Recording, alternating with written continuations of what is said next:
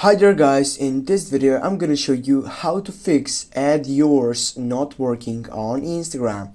As you can see guys, right now I'm on my story side, and what I need to do is just simply go on the third selection by clicking on the sticker side, and here as you can see, if I scroll down, there is no option for getting add yours.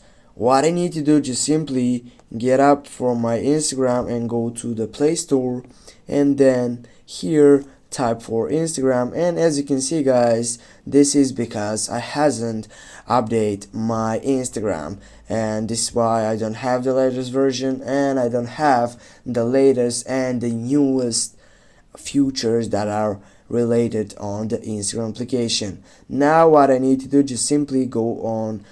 Now when you get up with the update, you need just to go for open, and what you need to do, just simply wait for uploading to this main point. Now go again to the story side, and here you need to add something as this, as we have added before.